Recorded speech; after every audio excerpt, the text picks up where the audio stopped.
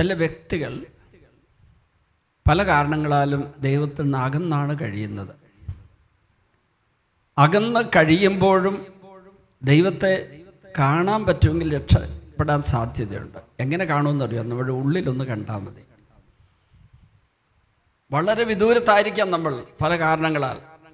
ഒന്നുകിൽ ശാരീരികമായി തമ്പുരാൻ്റെ അടുത്ത് വരാൻ പറ്റാത്ത അവസ്ഥയിലുള്ളവരുണ്ട്, കിടപ്പ് രോഗികളുണ്ട്, അല്ലെങ്കിൽ വിദേശത്ത് ജോലി ചെയ്യുന്നിടത്ത് പള്ളിയിൽ പോകാനും പ്രാർത്ഥിക്കാനും വചനം കേൾക്കാനുള്ള സൗകര്യമില്ലാത്തവരുണ്ട്. ഞാനൊരിക്കലും ഒരാളെ കണ്ടു, അയാൾ വിസ നഷ്ടപ്പെട്ടു, തിരിച്ച് ഇന്ത്യയിലേക്ക് വരാൻ പറ്റുന്നില്ല. 18 വർഷമായിട്ട് അയാൾ അവിടെ കഴിയുക. എന്നെങ്കിലും അവിടുത്തെ ഗവൺമെൻറ് അയാളെ പിടിച്ചാൽ അയാൾ അകത്താവും. പക്ഷേ അയാൾ ജീവിക്കുന്ന പരിസരത്ത് ഒരിടത്തും ഒരു പള്ളിയില്ല, ക്രൈസ്തവരും ഇല്ല, കരിസ്മാറ്റിക് ധ്യാനം ആ നാട്ടിൽ എങ്ങും ഒരിക്കലും നടന്നിട്ടില്ല. സ്ഥലം ഞാൻ ഇവിടെ വെച്ച് പറയില്ല, രാജ്യത്തിൻ്റെ പേര് പറയില്ല. ആ വ്യക്തി എന്നെ കാണാൻ വേണ്ടി വന്നതല്ല, അദ്ദേഹത്തിൻ്റെ പരിചയമുള്ളൊരു സുഹൃത്തിനെ കാണാൻ വേണ്ടി വന്ന സുഹൃത്ത് ബോംബെയിൽ എൻ്റെ ഡ്രൈവറായിരുന്നതുകൊണ്ട് അദ്ദേഹം എന്നെ കാണാൻ വന്നതുകൊണ്ട് കൂടെ ഇയാൾ വന്നതാണ്. എന്നെ കണ്ടപ്പോൾ അദ്ദേഹത്തിൻ്റെ വികാര വായ്പ പറഞ്ഞറിയിക്കാൻ വയ്യ. വലിയ വായിൽ കരഞ്ഞുകൊണ്ടാണ് സംസാരിക്കുന്നതൊക്കെ. ആ വ്യക്തി എന്നോട് പറഞ്ഞു, അച്ഛാ, ഞാൻ ഇത്രയും വർഷമായിട്ട് പള്ളി പോയിട്ടില്ല, കുമ്പസാരിച്ചിട്ടില്ല, കുർബാന സ്വീകരിച്ചിട്ടില്ല. ഞാനിവിടെ ഉണ്ടാക്കുന്ന പണം എൻ്റെ കൂട്ടുകാരൻ്റെ കൈ കൊടുത്ത് കൂട്ടുകാരൻ വഴി എൻ്റെ ഭാര്യയ്ക്കും മക്കൾക്ക് അയച്ചു കൊടുക്കുന്നു. ഞാൻ ചോദിച്ചു, എന്നാൽ സറണ്ടർ ചെയ്ത് പോലീസ് അവിടുത്തെ ഗവൺമെൻറ് സറണ്ടർ ചെയ്യാൻ പാടില്ല. അപ്പം പറഞ്ഞു, അകത്താകും, പുറത്തിറക്കി എല്ലാവരും. പിന്നെ ഇത്രയും വലിയൊരു തെറ്റ് ചെയ്തതുകൊണ്ട് ഡോക്യുമെൻ്റ് എന്തെങ്കിലും ഉണ്ടോ? അപ്പോൾ എന്നോട് പറഞ്ഞു, അതുമെല്ലാം നഷ്ടപ്പെട്ടു, എല്ലാം മോഷണം പോയി.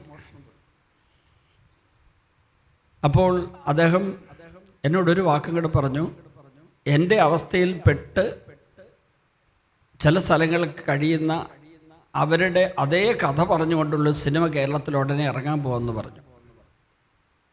എൻ്റെ പേരെനിക്കിപ്പോൾ ഓർമ്മ വരുന്നില്ല, എന്താ പേര്? ആടുജീവിതം. അതിന് സമാനമായ ഒരു അവസ്ഥയിലാണ് ഞാൻ കഴിയുന്നതെന്ന് അദ്ദേഹം എന്നോട് പറഞ്ഞു. പക്ഷേ അങ്ങനെയുള്ള വികൃതാവസ്ഥയൊന്നുമില്ല. ഭക്ഷണമൊക്കെ കഴിച്ച് ആരോഗ്യത്തോടെ കഴിയുന്നു, ജോലി ചെയ്യുന്നുണ്ട്, വരുമാനം കിട്ടുന്നുണ്ട്. പക്ഷെ അത് കൂട്ടുകാരനെ ഏൽപ്പിക്കും, ഇവൻ അത് വീട്ടുകാരെ കാഴ്ച കൊടുക്കും. അങ്ങനെ കഴിയുകയാണ്. പക്ഷേ ഞാൻ കണ്ടപ്പോൾ ഞെട്ടിപ്പോയി. എനിക്ക് തോന്നുന്നു 18 വർഷമായിട്ട് അദ്ദേഹം കേരളത്തിൽ വന്നിട്ടില്ല. പക്ഷേ ഒരു പരിശുദ്ധാത്മാവിൻ്റെ അഭിഷേകം കൊണ്ട് തീക്കട്ടയായിട്ട് നിൽക്കുന്ന ഒരാൾ, അത് പറഞ്ഞറിയിക്കാൻ വയ്യ. തീക്കട്ട എന്ന് പറഞ്ഞാൽ യേശുവെ എന്ന് പറയുമ്പം പുള്ളിയുടെ വായിൽ നിന്ന് പരിശുദ്ധാത്മാവിൻ്റെ ശക്തി വരുന്നത് നമുക്ക് മനസ്സിലാക്കാൻ പറ്റും. ഞാൻ അദ്ദേഹത്തെ ഇങ്ങനെ കുറച്ച് നേരം കെട്ടിപ്പിടിച്ച് നിന്നു.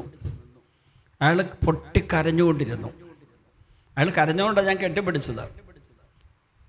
അത് അയാൾ വിടുന്നില്ല, ഞാൻ വിട്ടിട്ട് അയാൾ വിടുന്നില്ലാത്തതുകൊണ്ട് ഞാൻ പിന്നെ ഒരു 15 മിനിറ്റ് നേരം അങ്ങനെ അയാളെ കെട്ടിപ്പിടിച്ച് ഞാൻ പ്രാർത്ഥിച്ച് നിന്നു. പൊക്കം കുറഞ്ഞ ഒരാളാണ്. പക്ഷേ 15 മിനിറ്റ് കഴിഞ്ഞപ്പോഴുള്ള പ്രശ്നം വന്നത് എൻ്റെ ഷർട്ട് മുഴുവൻ നനഞ്ഞിരിപ്പുണ്ട്. കാരണം അതുപോലെ കണ്ണീര് വീണിട്ടുണ്ട്. കണ്ണീരുപ്പ് വീണ് നനഞ്ഞ എൻ്റെ ഈ വസ്ത്രവുമായിട്ട് ഞാൻ ഇനി യാത്ര ചെയ്യുമ്പോൾ കൂടെ യാത്ര ചെയ്യുന്നവർക്ക് ബുദ്ധിമുട്ട് വരും. എങ്കിലും സാരമില്ല. അയാൾ എന്നോട് പറയുകയാണ്, എനിക്ക് രഹസ്യമായിട്ട് ഒരാൾ ബൈബിൾ എത്തിച്ചു തന്നു. ഒരു കുരിശും എൻ്റെ കയ്യിലുണ്ട്. ജപമാല എൻ്റെ അമ്മ എനിക്ക് തന്നത്, അതെൻ്റെ കയ്യിലുണ്ട്. നിങ്ങളൊരു പാട്ട് കേട്ടിട്ടുണ്ടായിരിക്കും, പൊട്ടിയിട്ടും വീണ്ടും കെട്ടിയ ജപമാല എന്ന് പറഞ്ഞ ഷാജി തുമ്പിച്ചർ എഴുതിയ പാട്ട്. അതുപോലെ പൊട്ടിയിട്ട് വീണ്ടും കെട്ടിയ ഒരു ജപമാല. അത് കഴിഞ്ഞ് അദ്ദേഹം ഒരു വിദഗ്ധമായൊരു പണി ചെയ്തു. ഒരു പ്ലാസ്റ്റിക് നൂല് സംഘടിപ്പിച്ച് ഇവിടുന്നു അതിൽ ഈ മണികളെല്ലാം അഴിച്ച് വീണ്ടും കൊരുത്ത് അത് പൊട്ടാത്ത വിധത്തിലാക്കി. അദ്ദേഹം പറഞ്ഞു, ഒരു ദിവസം എത്ര കൊന്തമില്ലെന്ന് എനിക്ക് അറിഞ്ഞുകൂടാ, പക്ഷെ ഞാൻ ഓരോ നന്മ നിറഞ്ഞ മറയുമേ എന്ന പ്രാർത്ഥന ചൊല്ലുന്നത് മിനിമം 1/2 മിനിറ്റ് ഉപയോഗിച്ചിട്ടാണ്. 30 സെക്കൻഡ് കൊണ്ട് ഒരു നന്മ നിറഞ്ഞ ഒരു പ്രാർത്ഥന കഴിയുള്ളൂ. നമ്മൾ 30 സെക്കൻഡ് കൊണ്ട് 10 നന്മ നിറഞ്ഞു തീർക്കാൻ കഴിവുള്ള ആൾക്കാരായ മലയാളികൾ. മിസൈൽ വേഗത്തിൽ നമ്മുടെ നന്മ നിറഞ്ഞു പോകും. നിങ്ങൾ കൊന്ത ചൊല്ലുന്നത് കണ്ടിട്ടില്ലേ? ഈ തൃശ്ശൂർ ഭാഗത്ത് കൊന്ത ചൊല്ലുകയല്ല, കൊന്ത എത്തിക്കുകയാണ് ചെയ്യുന്നത്. അതെങ്ങനെ എത്തിക്കുന്നത് കണ്ടിട്ടുണ്ടോ? നന്മ പറഞ്ഞ സ്വസ്ഥ കൊടുത്താണ് എത്തി. ഇതാണ് ഈ കൊന്ത എത്തിക്കൽ. എങ്ങനെയെങ്കിലും ഇങ്ങേയറ്റത്ത് എത്തിയാൽ മതി. ഇയാൾ അങ്ങനെയല്ല. 1 മിനിറ്റിൽ 2 നന്മ പറഞ്ഞു പറയുമ്പോൾ പൂർത്തിയാവുള്ളൂ. ഓരോ നന്മ പറഞ്ഞു പറയുമ്പോൾ ചെല്ലുമ്പോൾ അദ്ദേഹം പറഞ്ഞു, എനിക്ക് മാതാവിനെ കാണാം. ഞാൻ എപ്പോൾ പ്രാർത്ഥിച്ചുകൊണ്ടിരുന്നാലും ഈശോയെയും എനിക്ക് കാണാം. ഒത്തിരി വിശുദ്ധരെ ഞാൻ കാണും. ഞാൻ അവരുടെ പേര് പറയുമ്പോഴൊക്കെ എൻ്റെ മനസ്സിൽ ഓർമ്മയിൽ വരുന്ന വിശുദ്ധരുടെയൊക്കെ പേര് പറയും. അയാൾ എന്നോട് പറഞ്ഞു, ഈ വിശുദ്ധരുടെ പേര് പറഞ്ഞ് പ്രാർത്ഥിക്കാൻ എന്നെ പഠിപ്പിച്ച അച്ഛനാണ്. അച്ഛനിക്ക് എൻ്റെ പ്രാർത്ഥന ചൊല്ലി കഴിഞ്ഞ് വിശുദ്ധരുടെ പേര് ഇങ്ങനെ വെറുതെ പറഞ്ഞുകൊണ്ടിരിക്കും. ഞങ്ങൾക്ക് വേണ്ടി അപേക്ഷിക്കണം, ഞങ്ങൾ പറഞ്ഞുകൊണ്ടിരിക്കും. ചെറുപ്പത്തിൽ ഞാൻ സകല പുണ്യാളന്മാരുടെ ലുത്തിനിയ വീട്ടിൽ ചൊല്ലും, അമ്മയുടെ കൂടെ സഹോദരങ്ങളുടെ കൂടെ.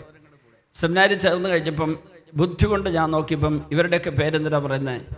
പണ്ട് കൊച്ചു പ്രാർത്ഥിച്ച പോലെ, ഇങ്ങനെ പ്രാർത്ഥിച്ച പോലെ, ഈ പേജിലുള്ള വിശുദ്ധന്മാരെ ഞങ്ങൾക്ക് വേണ്ടി പ്രാർത്ഥിക്കണേ, ഈ പേജിലുള്ള വിശുദ്ധന്മാരെ ഞങ്ങൾക്ക് വേണ്ടി പ്രാർത്ഥിക്കണേ, പ്രാർത്ഥിച്ച പോലെ ചിന്തിച്ച കാലമുണ്ട്. പക്ഷെ ഞാൻ പിന്നീടാണ് മനസ്സിലാക്കിയത്, ഓരോ വിശുദ്ധരെ വിളിക്കുമ്പോഴും അവരുടെ ഒരു പ്രത്യേക കൂട്ടായ്മയിലേക്ക് നമ്മൾ വരും. അവർ നമ്മുടെ അടുത്തേക്ക് വരുന്നതിലുപരിയായി നമ്മൾ അവരുടെ അടുത്തേക്ക് ചൊല്ലുകയാണ് ഓരോ വിശുദ്ധരുടെ പേര് ചൊല്ലി വിളിക്കുമ്പോൾ. ഹല്ലേലൂയ! ഓരോ വിശുദ്ധരുടെയും പേര് ചൊല്ലുമ്പോൾ വിളിക്കുമ്പോൾ പ്രാർത്ഥിക്കുമ്പോൾ അവർ നമ്മുടെ അടുത്തേക്ക് വരാനില്ല, അല്ലെങ്കിൽ തന്നെ അവർ നമ്മുടെ കൂടെ ഉണ്ട്. ദൈവം നമ്മുടെ കൂടെ ഉണ്ടെങ്കിൽ വിശുദ്ധരും മാലാഖമാർ നമ്മുടെ കൂടെ ഉണ്ട്. ഉറപ്പാണത്. ഈ കുരിശെടുത്ത് പിടിച്ച് ഞങ്ങൾക്ക് ഉറപ്പ് തരുന്നു. ഹല്ലേലൂയ! പക്ഷെ നമ്മൾ അവരുടെ പേര് പറയുമ്പോൾ നമ്മൾ അവരുടെ ആ തിരുസന്നിധാനത്തിലേക്ക് ഉയർത്തപ്പെടുന്നു. ഹല്ലേലൂയ! ഹല്ലേലൂയ! അയാൾ എന്നോട് പറഞ്ഞു, ഞാനത് കഴിഞ്ഞ് കൂട്ടുകാരനോട് പറഞ്ഞിട്ട് സകല പുണ്യാളന്മാരുടെയും ലുത്തിനിയായുടെ ഒരു പേപ്പർ സംഘടിപ്പിക്കാൻ പറഞ്ഞു. അയാൾ പറഞ്ഞു, അതെനിക്ക് കിട്ടിയില്ല. പക്ഷെ ഞാൻ സുവിശേഷ വേലയെ കൂട്ടുകാരൻ ചെയ്യുന്നത് മാസത്തിലൊന്ന് ഇയാളെ കാണും, എവിടെയെങ്കിലും വെച്ച് ഉള്ളിലേക്ക് പോയി ഇയാളെ കാണും. ഈ സകല പുണ്യാളന്മാർ ലുത്തിനിയ മൊബൈൽ ഫോണിൽ എഴുതി, ഒരു പുസ്തകത്ത് നോക്കി എഴുതി എടുത്തിട്ട് ഞാൻ അയച്ചു കൊടുത്തു. അപ്പം ഞാൻ പറഞ്ഞത് നെറ്റിൽ നിന്ന് കിട്ടും. അയാൾ പറഞ്ഞു, എനിക്ക് നെറ്റൊന്ന് ഓപ്പറേറ്റ് ചെയ്യാൻ എടുക്കാൻ അറിഞ്ഞുകൂടാ, അങ്ങനെയൊന്നും എനിക്ക് എടുക്കാൻ അറിഞ്ഞുകൂടാ. മാത്രമല്ല അയാൾ പറയുന്നു, എൻ്റെ മൊബൈലിൽ എനിക്ക് ഒരു കുർബാനയുടെ വീഡിയോ തന്നിട്ടുണ്ട്. ആ വീഡിയോയിൽ നോക്കി ഞാൻ എല്ലാ ദിവസവും കുർബാനയിൽ പങ്കെടുക്കും. എന്നിട്ട് കുർബാന സ്വീകരണ സമയത്ത് ഞാനിങ്ങനെ നാവ് നീട്ടി കുർബാന സ്വീകരിക്കുന്ന രീതി ചെയ്യുമ്പോൾ എൻ്റെ ഉള്ളിലേക്ക് ഈശോ ശരിയായിട്ട് കടന്നു വരും. ആ സമയത്ത് ഈശോ പറയുന്നു, ഞാൻ കൗദാശികം എൻ്റെ ഉള്ളിലേക്ക് വരും. അകലെയാണ് അയാൾ. കൗദാശികമായി ഒരു പരിശുദ്ധ കുർബാനയിൽ പങ്കെടുത്ത് കുർബാന സ്വീകരിക്കാനുള്ള സാഹചര്യങ്ങളൊന്നുമില്ല, സൗകര്യങ്ങളും ഇല്ല. പക്ഷേ അദ്ദേഹം പരിശുദ്ധ കുർബാനയിൽ പങ്കെടുക്കുമ്പോൾ ദിവ്യകാരുണ്യത്തിൻ്റെ ശക്തി അയാളിലേക്ക് അനന്തമായിട്ട് ഒഴുകി വരും. ഹല്ലേലൂയ!